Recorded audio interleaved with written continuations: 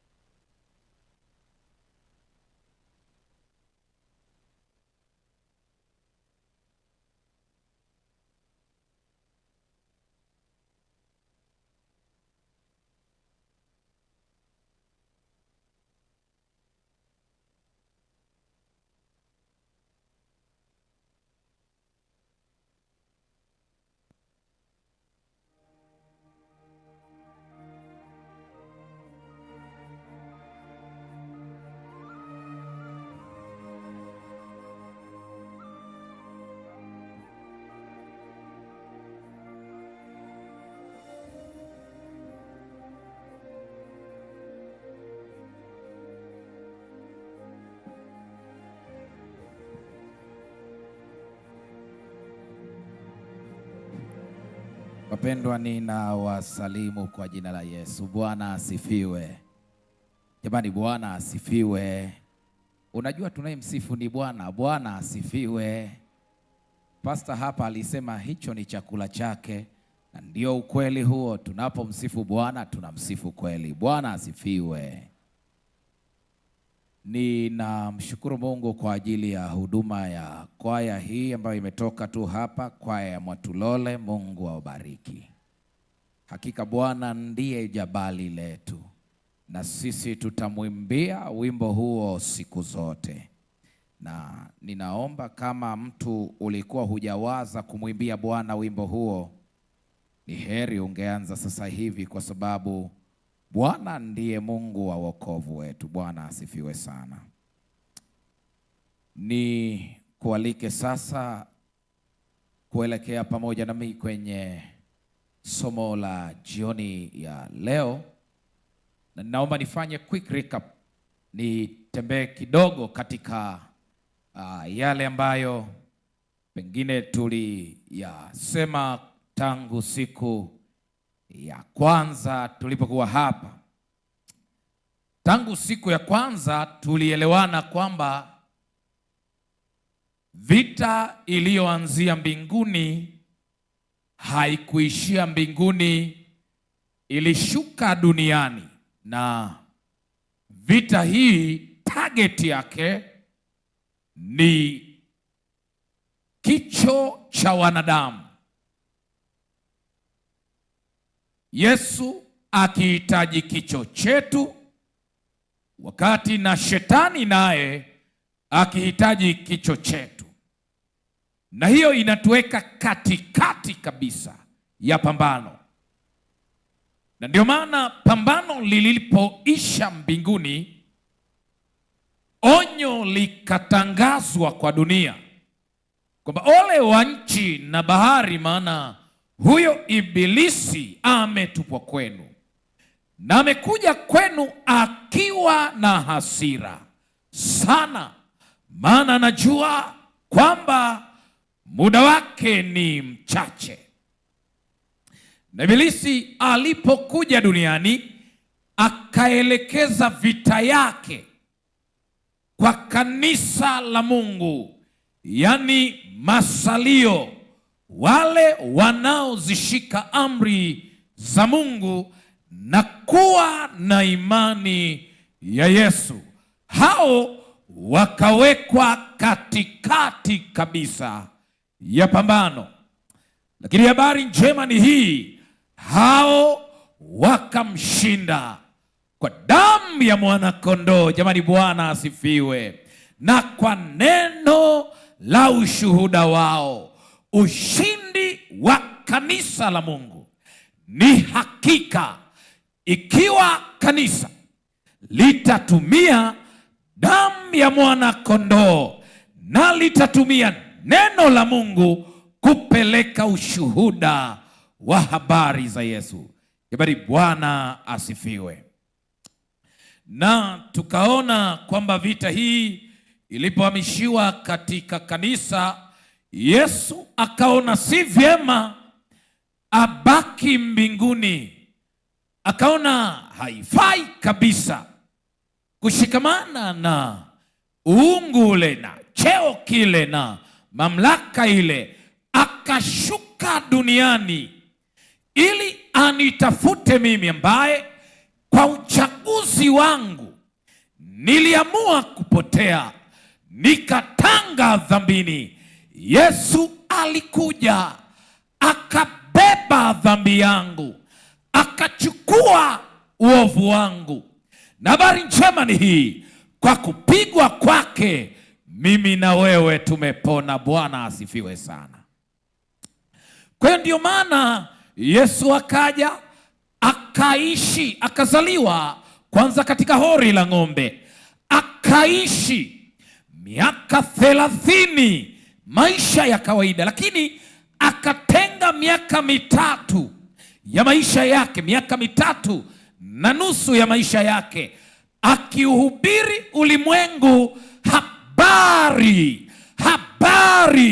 njema za ufalme wa Mungu, akiwaambia kwamba ufalme wa Mungu unakuja. Jamani, Bwana asifiwe sana.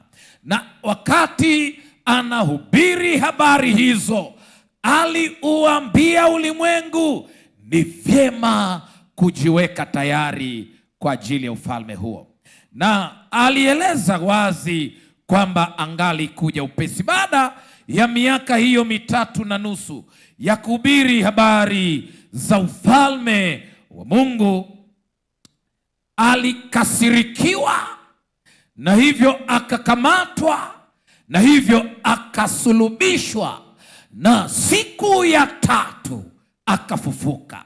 Na habari njema ni kwamba tangu afufuke yu hai hata milele. Jamani, Bwana asifiwe sana. Habari njema ni kwamba hakuwa hai tu akaishi duniani. Alipofufuka alipaa mbinguni, na Bwana akampa jina lipitalo majina yote, ili kwa jina la Yesu kila goti lipigwe. Na kupaa kwake ilikuwa mwaka wa 33 baada ya Kristo. Na katika kipindi cha ministry yake, kipindi cha utume wake, mwaka wa 31 AD, historia ya kanisa linalokombolewa ikaanza. Na kanisa hili lilianza na mitume 12, na hatimaye kanisa likakua, likawa na watu 70 mitume wa Yesu, na hatimaye likakua likawa na watu 120. Katika orofa ile mwaka wa 31 AD watu wakapokea Roho Mtakatifu.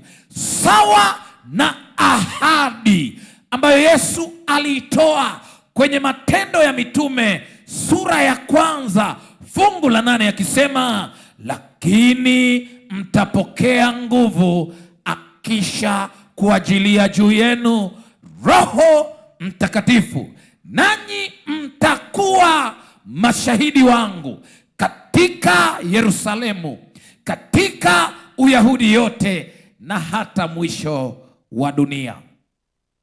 Kanisa hili likapokea ahadi ya kipawa cha Roho Mtakatifu, na wote wakanena kwa lugha mpya. Na walipokuwa wakinena kwa lugha mpya, ni kama watu wakawaona kama vichaa, ni kama watu wakawaona kama walevi.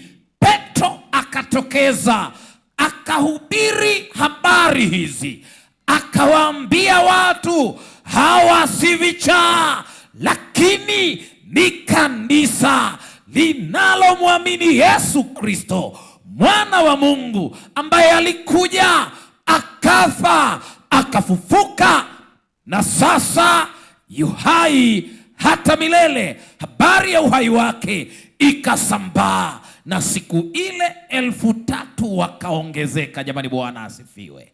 Hawa wakaliunda kanisa la Efeso, ambalo kanisa hili liliendelea kwa miaka kadhaa, na kanisa lilikuwa na upendo, maana hili ndilo kanisa pekee ambalo lilishuhudia uwepo wa Yesu, lilishuhudia mahubiri ya Yesu, lilimsikia Yesu moja kwa moja akinena. Kanisa la Efeso walisikia habari za Yesu akinena moja kwa moja, na wakamwamini na wakabatizwa na wakamfuata. Jamani, Bwana asifiwe sana. Lakini habari mbaya ni kwamba baada ya muda waliusahau upendo wa kwanza. Ndio maana kanisa la Efeso linaitwa kanisa la upendo, lakini lenye dini ya mazoea. Kipindi hicho cha kanisa la mitume walianza vizuri, lakini hapo katikati ni kama wakapoa. Lakini likaja kanisa la pili baada ya hilo, kanisa la Smirna. Hawa wao walisifiwa kwa kufanya matengenezo, maana baada ya upendo wa kwanza kupungua, hawa walionekana kuwa kanisa waaminifu, ambao japo walipitia dhoruba bado walimng'ang'ania Yesu na kumchagua na kueleza habari za ushuhuda wake. Kanisa la Smirna. Na kisha baada ya muda, kanisa la Smirna lilipoendelea sana, baada ya muda kanisa la Pergamo likaja, kanisa linalosimama penye kiti cha enzi cha Shetani, penye ibada za wafalme. Lakini kanisa likawa imara, likichafuliwa na watu wachache, lakini wakasema wale wachache, wale waaminifu waliobaki wakasema, sisi na Yesu tu. Jamani, Bwana asifiwe. Na asubuhi ya leo tukawa tumejifunza habari ya kanisa la 4, kanisa la Thiatira, kanisa la kipindi cha medieval, kipindi cha ambacho kilikuwa na mambo mchanganyiko. Na hili kanisa lilikuwa na vipindi viwili.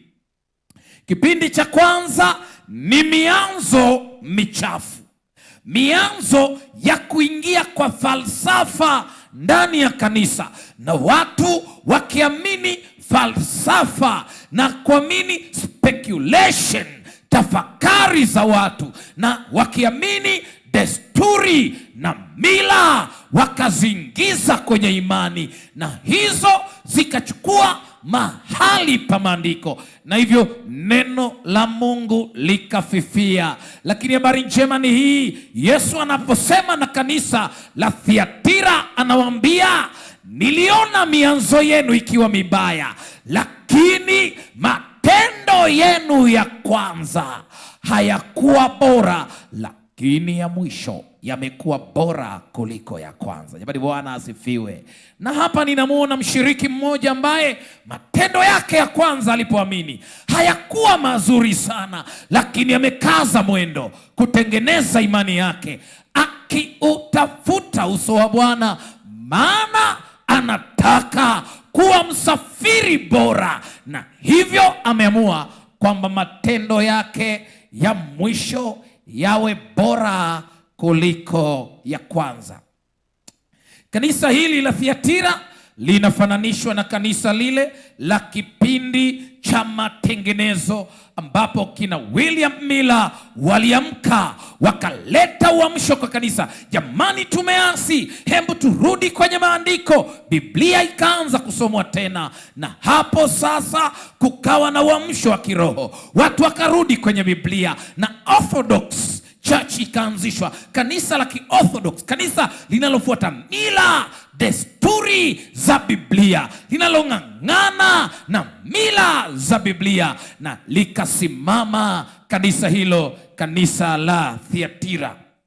Baadaye sasa likaja kanisa la Sardi, na hilo ndilo ambalo tutashughulika nalo jioni ya leo kwenye Ufunuo sura ya 3 fungu la 1, na msomaji wangu utashuka nayo taratibu hadi fungu la 6. Lakini ukisoma fungu la kwanza nitakwambia cha kufanya. Fungu la 1 na la 2.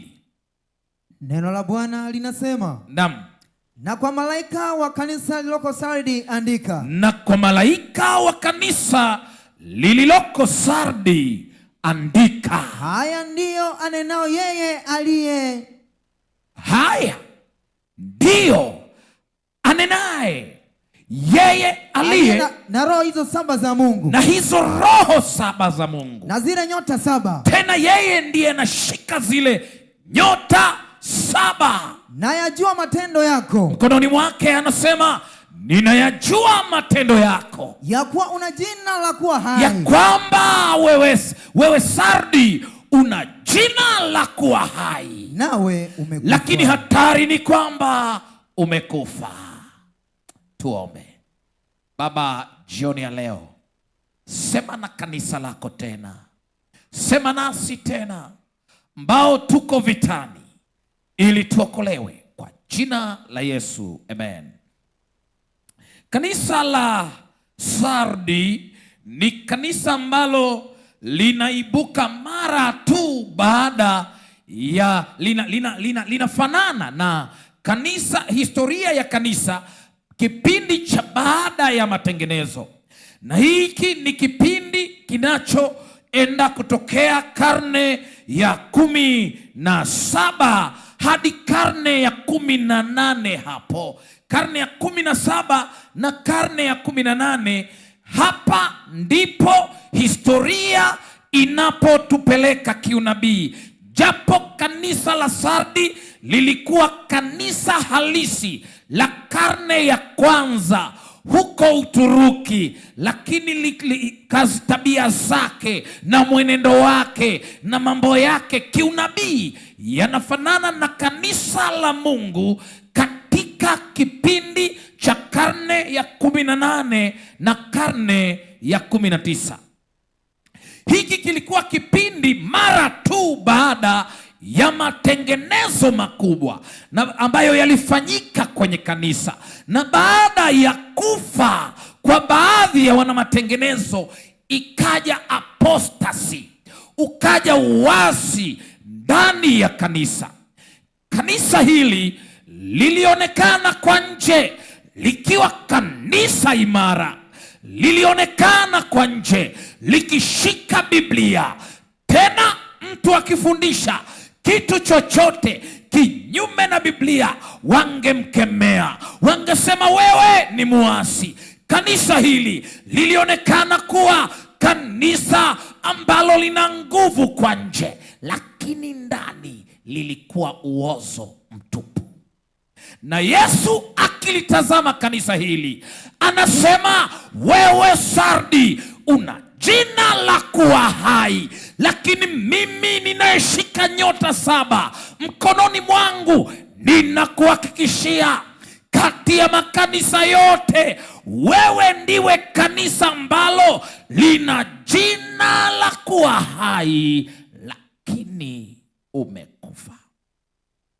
Na hapa ni kama ninamuona mshiriki mmoja wa kanisa hili la leo, ambaye akija kwenye baraza la kanisa anakazia shingo dhambi za washiriki wenzake, na akichaguliwa shemasi anachunguza sana dhambi za washiriki wenzake, na akiwa mchungaji anachea baraza la marudi, akiwarudi washiriki wenzake, na akisimama kufundisha anafundisha, na ukimtazama ni kama malaika, na ni mwanakwaya akisimama kuimba, unaona anaimba kama malaika wa nuru, lakini ukimchunguza ndani ni mlevi, ukimchunguza ndani ni mchawi, ukimchunguza ndani ni pagani, ukimchunguza ndani, Yesu akichunguza anaona mwizi wa zaka na sadaka. Yesu akichunguza ndani anaona mtu fulani mbea, mharibifu wa ndoa za watu. Akichunguza ndani anamwona mzee mmoja wa kanisa lakini mwasherati. Akichunguza ndani anamwona kiongozi mmoja wa kanisa lakini mgombanishi, msengenyaji. Na jioni ya leo anamwambia, ninajua matendo yako ya kwamba una jina la kuwa hai lakini umekufa. Yesu anaona moyoni, anajua shemasi wako wa mtaa hajui, shemasi wako wa kanda hajui kwamba wewe ni mzinzi, lakini Yesu anajua. Mume wako hajui kwamba wewe ni mzinzi, lakini Yesu anajua kwamba una jina la kuwa hai lakini umekufa. Mwalimu wako wa kwaya hajui kwamba una shida, lakini Yesu anayechunguza mioyo anajua miongoni mwetu tuna majina ya kuwa hai lakini tumekufa. Hebu geukie jirani yako, muulize, hivi bado uko hai? Hebu muulize huyo jirani, hivi bado uko hai? Maana hatari ya kanisa hili ni kwamba halisaidiki, maana kwa nje linaonekana vizuri. Hatari ya mshiriki wa aina hii ni kwamba haiwezekani kumsaidia, maana ni farisayo kwa nje. Amekula katai siku ya Sabato na kasuti kazuri and a polished shoe, anapendeza, lakini Yesu anamtazama ndani, asema una jina la kuwa hai lakini ndani ni marehemu. Jioni ya leo ninakupendekezea rafiki, jichunguze ndani ya moyo wako. Je, kweli bado ungali hai? Au rafiki, una jina la kuwa hai lakini umekufa? Hebu jichunguze mpendwa. Au unashikilia sana matengenezo ya kula nyama, au unashikilia sana matengenezo ya uimbaji, au unashikilia sana matengenezo ya mahubiri, au unashikilia sana habari ya Ellen G. White amesema nini, lakini umeishikilia kwenye maneno, na ndani Yesu akitazama anaona kwamba umekuwa kanisa la Sardi. Maana ndani ya moyo Yesu anapopaona, anaona msiba unaendelea, anamuona mtu anatembea lakini hana tumaini la uzima wa milele. Anamuona mtu fulani anatembea lakini anaona huyu atapotea milele. Jioni ya leo ninakuita, toka huko. Yesu anakuita, toka kwenye mazoea, fanya matengenezo ya kweli. Yesu anakuita, toka kwenye mazoea, fanya matengenezo ya kweli. Yesu anajua kwamba ibada zimekoma kwako, maombi hufanyi tena. Yesu anajua kwamba hata Biblia kwa mpango usomi. Yesu anajua kwamba hata lesoni unanunuaga tu uwe kwenye listi, lakini haisomwi. Robo inaisha, lesoni bado ni mpya. Na wale wanaosoma na kupigia mistari katikati na kuchangia siku ya Sabato, siko mbali na mzungumzaji aliyetangulia. Tukiangalia kinagaubaga, lesoni hii imekuja kwa wakati, lakini Yesu akiangalia ndani haoni matengenezo yanayoendana na huo wakati. Yesu anasema, ninakuona ukiwa na jina la kuwa hai, lakini umekufa. Jioni ya leo Yesu anakuita kutoka kwenye hayo mazoea, anakwambia, mwanangu, fanya matengenezo. Jamani, Bwana asifiwe. Fungu la 3 la Ufunuo sura ya 3. Basi neno la Bwana linasema, basi kumbuka jinsi ulivyopokea. Kumbuka jinsi ulivyopokea na jinsi ulivyosikia. Na jinsi ulivyosikia kutoka kwa wahubiri, jinsi ulivyosikia kutoka kwa wana matengenezo, jinsi ulivyosikia kutoka kwa waimbaji. Kumbuka. Jamani, Bwana asifiwe. Hebu kaa ukumbuke. Kumbe tumekuwa na jina la kuwa hai na kufa nje. Ndani tumekufa, lakini nje tuko hai kwa sababu ya shida ya usahaulifu. Shida yetu, tunasahau mapema. Yaani shida ya kanisa la Sardi ni hii, kwamba wanahubiriwa, wanasema amina na wanapunga mikono, ukitolewa wito wanasimama, ila wakitoka wamesahau. Ndio shida ya kanisa la Sardi.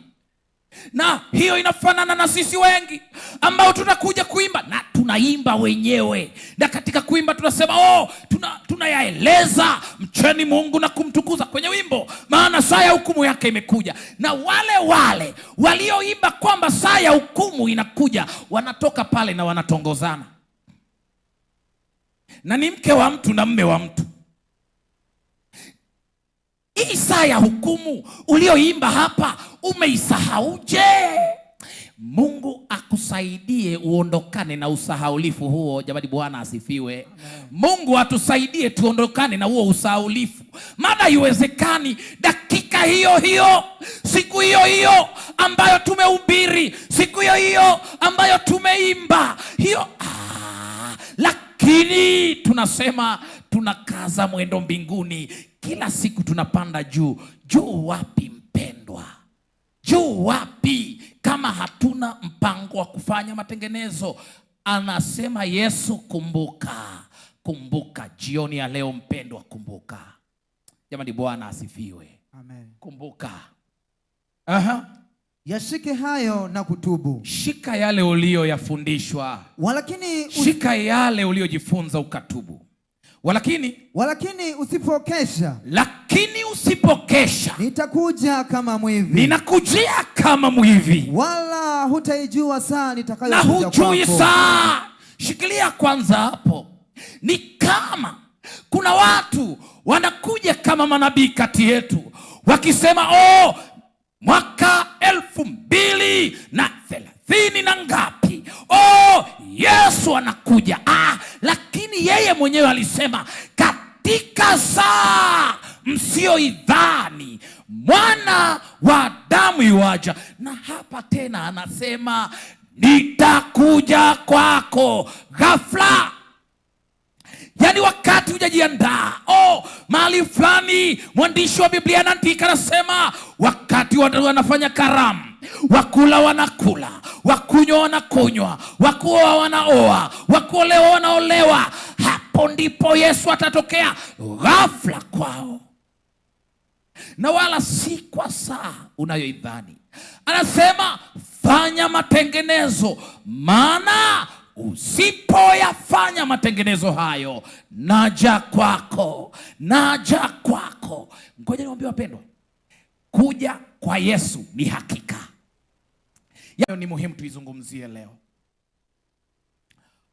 Unapotenda dhambi mara ya kwanza, unausikia mguso moyoni, unakwambia hichi ulichofanya si sawa. Unasikia majuto moyoni, Roho Mtakatifu anakusia, anakwambia acha.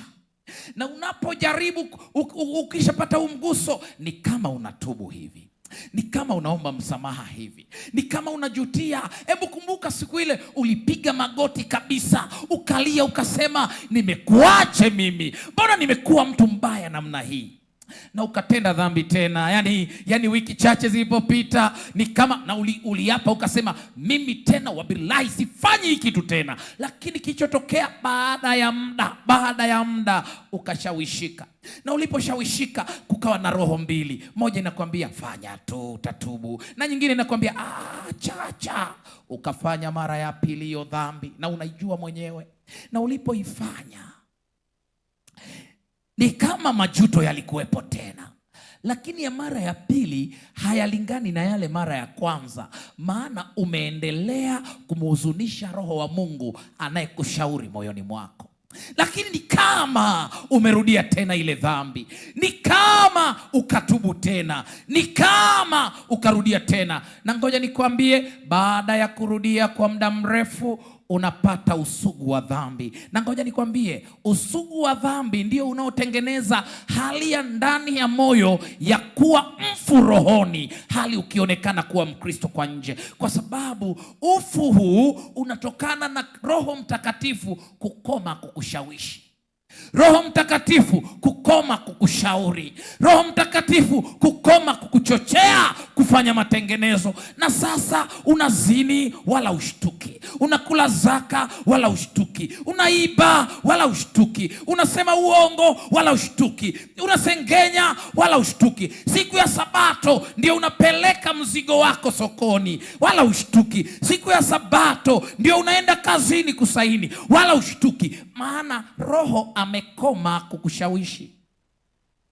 Lakini kwa sababu Mungu bado ni wa upendo, na kwa sababu mlango wa rehema kwako haujafungwa, ndiyo maana kuna sikukuu za vibanda. Bwana anapaza sauti, anapiga kelele, anakwambia tubu, rejea. Na anatumia wahubiri, anatumia waimbaji, anatumia wafundishaji kama malaika wa kwanza akipita katikati ya mbingu, mwenye injili ya milele, awahubiri hao wakao juu ya nchi, na kila kabila na taifa na lugha na jamaa. Na anasema kwa sauti kuu, mcheni Mungu na kumtukuza, maana saa ya hukumu yake imekuja. Na ngoja niwaambie wapendwa, hili si jambo la kesho, ni jambo la sasa. Sasa hivi hapa tulipo, hukumu ya Bwana inaendelea, hukumu ya upelelezi inaendelea.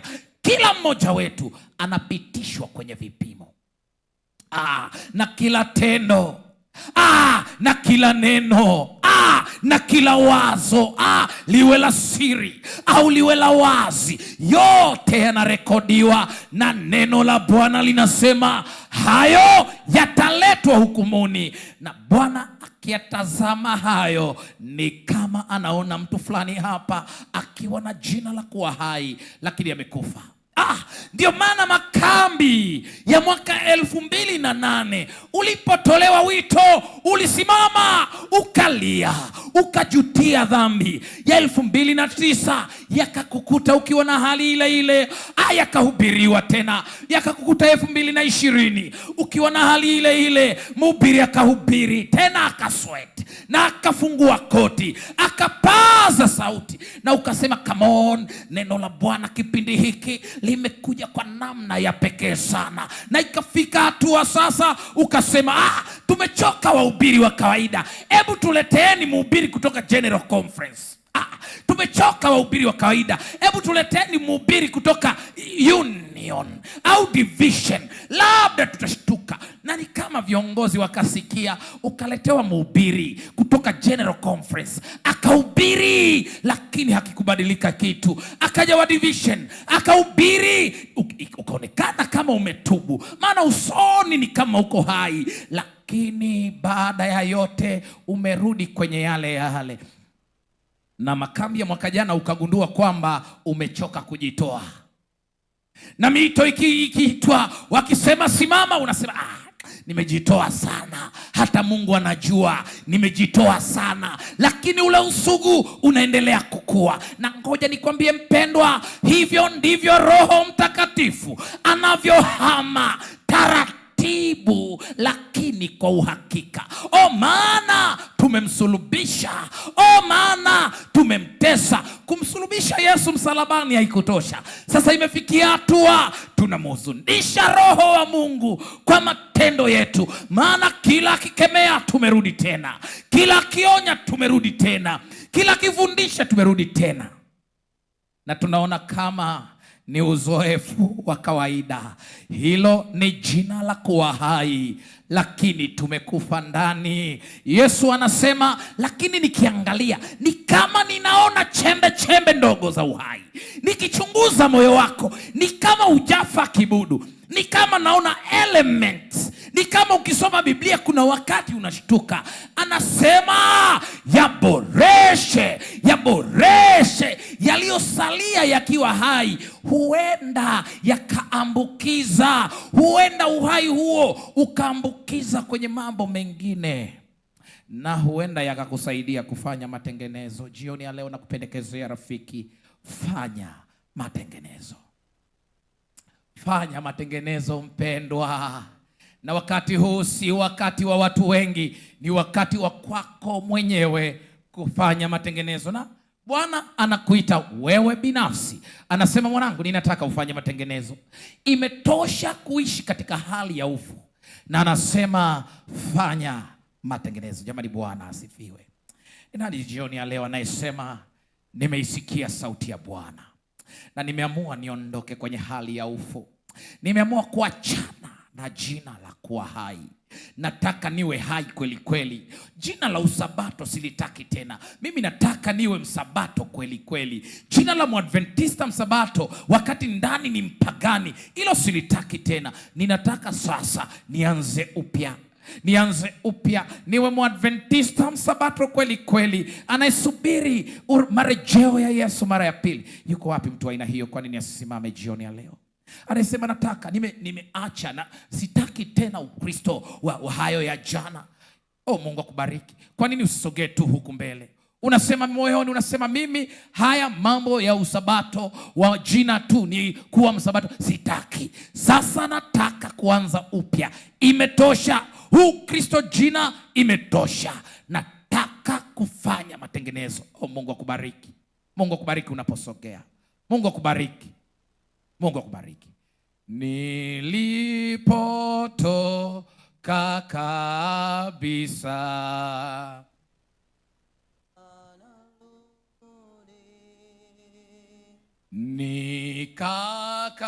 nikakawia dhambini, Bwana narudi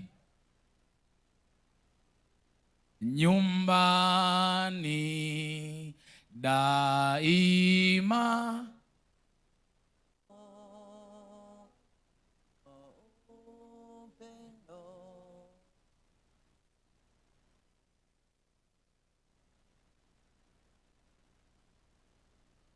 Habari njema ni hii.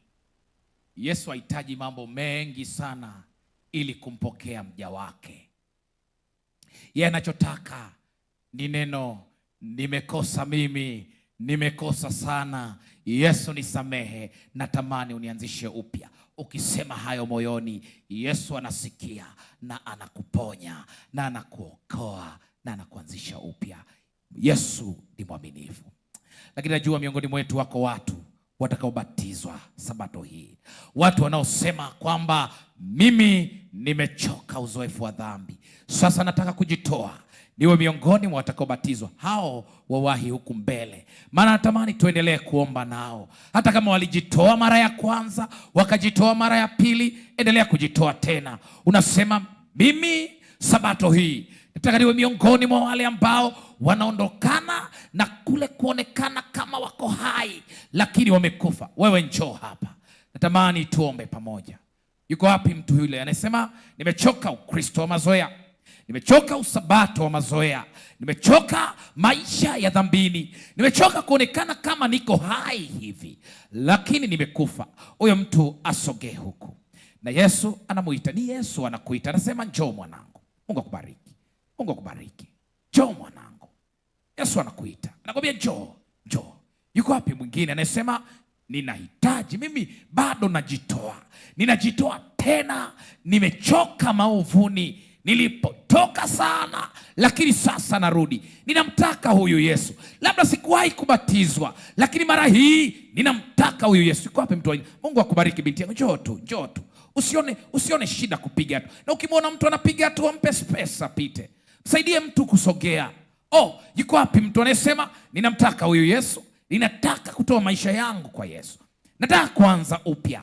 Nataka niokolewe.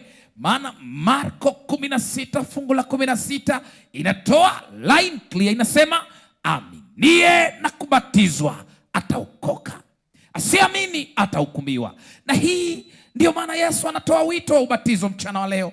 Anataka mtu fulani hapa aokolewe, aondokane na dhambi, aondokane na kupotea milele. Huyu mtu anayetakiwa kuokolewa jioni ya leo ni wewe dada, ni wewe kaka, ni wewe. Yesu anakuita jioni ya leo, anakwambia njoo mwanangu. Yuko wapi mtu huyu anayesema na mimi jioni ya leo najitoa kwa Yesu, nataka niokolewe, nataka niwe miongoni mwa wale wanaotoa maisha yao kwa Yesu? Yuko wapi mtu yule ambaye jioni ya leo anasema imetosha, Ukristo wa mazoea imetosha, najitoa kwa Yesu? Yuko wapi mtu aina hiyo? Njoo kwa Yesu, njoo kwa Yesu. Yesu anakuita mchana wa leo, jioni ya leo, njoo. Njoo rafiki, Bwana anakusubiri wewe. Njoo, njoo. Na unaposikia sauti ya Yesu ikiita, changamka, changamka. Utasita sita katika njia mbili hata lini? Njoo, njoo, njoo. Njoo rafiki, njoo. Njoo rafiki, Yesu anakungoja. Mchana wa leo, jioni ya leo, anatoa nafasi kwa ajili yako. Anakuambia njoo mwanangu, njoo mwanangu.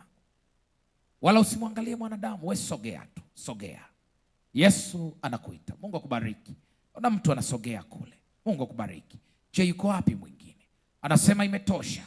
Imetosha. Ukristo wa mazoea imetosha. Narudi nyumbani. Yuko wapi mtu aina hiyo? Njoo rafiki. Njoo. Njoo. Yesu anakungoja. Njoo. Njoo. Hebu geukia jirani yako, mwambie jirani, habari ya jioni. Shike mkono kabisa, mwambie jirani, habari ya jioni. Na hakikisha na kujibu, mwambie habari ya jioni. Mwambie karibu katika makambi ya mwaka 2026. Alafu mshike mkono, muulize ukiwa umemkazia macho, mwambie jirani, je, umebatizwa? Muulize, je, umebatizwa kama Yesu alivyobatizwa? Na hakikisha na kujibu, muulize rafiki, umebatizwa kama Yesu? Na kama imekwambia hapana, shike mkono, mwambie unangoja nini? Twende kwa Yesu. Shike mkono, njoo naye. Mwambie twende kwa Yesu. Twende kwa Yesu. Njia atonya tuijue imochu. Shike mkono jirani huyo, mtie moyo. Sogea naye. Daniel anasema wanaowaongoza wengi katika kutenda haki watang'aa kama mwangaza.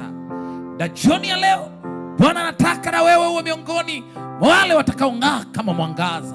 Saidia mtu fulani kuokolewa. Huyo jirani ambaye amesema hajabatizwa, mshike mkono, tie moyo, mwambie twende kwa Yesu. Twende kwa Yesu. Ni Yesu anakuita mchana wa leo, anakuambia njoo, njoo. Yuko wapi jirani huyo ambaye hajabatizwa? Kwa nini apotee na amepata fursa ya kusimama karibu na wewe? Shike mkono, mwambie twende kwa Yesu. Je, yuko jirani hapo? Na hata kama hujashikwa mkono, jishike mwenyewe, njoo kwa Yesu. Ngoja nikwambie, wanadamu wanaweza kukuzuia kuokolewa, lakini uamuzi wa ndani wa kusema mimi na Yesu, unafanya maamuzi hayo na unakuwa salama. Njoo, njoo, njoo rafiki, unangoja nini? Njoo, njoo, Saidie jirani huyo kufanya uamuzi. Njoo. Mungu awabariki. Mungu awabariki sana. Na milele kukaa wangojeani, leo yupo, sikiza sana asemapo, huruma zake zituitapo, ewe kijana njoo, na furaha tutaiona, mioyo ikitakata sana, kwako Mwokozi kuonana, na milele kukaa. Wana na waje atwambia, furahini kwa kusikia, ndiye Mwokozi wetu na tumtii. Joni Pasochola, utaweka watu wa Mungu mikononi mwa Bwana. Tutaiona mioyo iki kwako Mwokozi. Sogea rafiki, ikiwa upo hapa na hujafanya uamuzi wa kubatizwa, lakini moyoni unaisikia sauti ikisema njoo twende kwa Yesu. Sogea, njoo. Mioyo ikitakata sana, kwako Mwokozi kuonana, na milele kukaa. Lakini jioni ya leo tunapokwenda kuomba, tuimbe beti moja na chorus, ili kama kuna mtu alikuwa bado hajaja apige hatua na kuja mbele. Yesu asi wakawiao waje leo.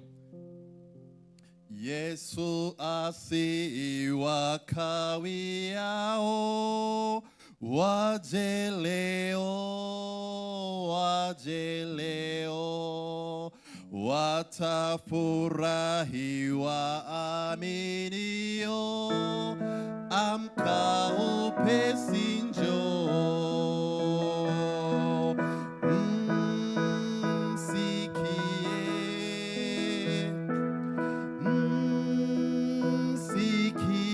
msikie, Yesu akwita, ujitoe moyo sasa. Basi kwa namna ya pekee niwaalike wote tufumbe macho ili tuombe. Utukuzwe Mungu wetu na Baba yetu uliyeko juu mbinguni. Neno lako limehubiriwa mahali hapa. Neno lako limeletwa jioni ya leo Baba kama ulivyohitaji. Na sasa Baba, sauti yako imesikika. Na kwa sababu sauti yako imesikika, tunaamini ya kwamba kile kilichokuwa kikinenwa kimetoka kwako. Na kwa sababu hiyo tunaomba Roho wako Mtakatifu azidi kuzungumza pamoja nasi. Roho wako Mtakatifu azidi kutuelekeza kuitambua sauti yako. Roho wako Mtakatifu azidi kutuelekeza kuyafanya mapenzi yako. Jioni ya leo Baba, neno lako limetuelekeza ya kwamba wakati mwingine tuna majina yaliyo hai lakini hatuko hai. Na sasa Baba, jioni ya leo kupitia neno lako, rejesha tena uhai wetu wa kiroho. Fufua yale yaliyokufa katika maisha yetu, na hatimaye tuumbe upya na kutuletea mapya, hatimaye tuzidi kuwa karibu na wewe. Jioni ya leo neno lako limehubiriwa, wana na binti zako wamejitoa mbele yako wamekubali kuyaweka maisha yao mikononi mwako. Na kwa sababu Baba wamekubali kuyaweka maisha yao mikononi mwako, jioni ya leo ninakuomba na kukusii, wapokee Baba kama walivyo. Samehe dhambi na madhaifu yao, wabatize kwa Roho wako Mtakatifu. Lakini Baba, na sisi washiriki tuliobatizwa siku nyingi, tunaomba pia tubatize kwa ubatizo wa Roho wako Mtakatifu. Tupatie nguvu tena, tupatie mianzo mipya. Tunaomba ya kwamba Baba, dhambi ikakome katika maisha yetu, na tutakapotoka katika mikutano hii, tutoke tukiwa tumebadilika, maana Baba tumekutana na wewe. Sasa jioni ya pekee tena tunapokwenda kupumzika, ruhusu uwepo wako Baba uendelee kuwa pamoja nasi. Asante Baba kwa sababu umekubali kuzungumza pamoja nasi kupitia katika neno lako. Tunaomba Baba, endelea kuwa pamoja nasi. Tunaomba yote hayo tukiamini, kwani tunaomba kupitia jina la Yesu. Amina.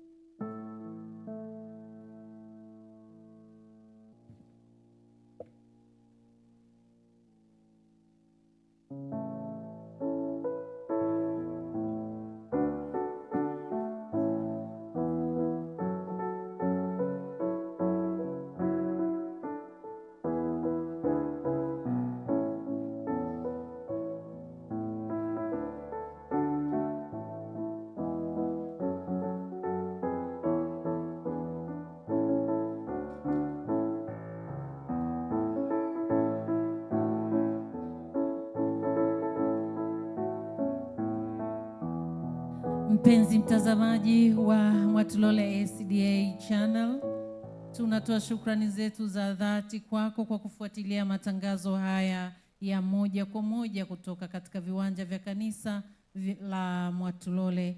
Tunakushukuru kwa kuambatana nasi, lakini pia shukrani za pekee ziende kwa mhubiri wetu Pastor Isaya Irigo, ambaye kwa kiasi kikubwa amekuwa nawe akikuhubiri habari za Yesu katika kipindi hiki.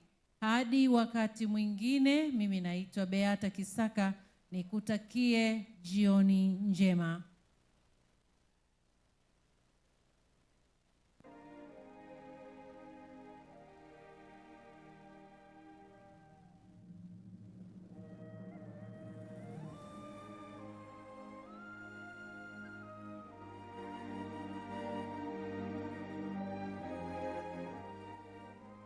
Bwana Yesu asifiwe, watu wa Mungu. Bwana Yesu asifiwe kanisa. Mnasemaje kwa ajili ya vipindi vya jioni? Mnasemaje kwa ajili ya huduma hii? Amina.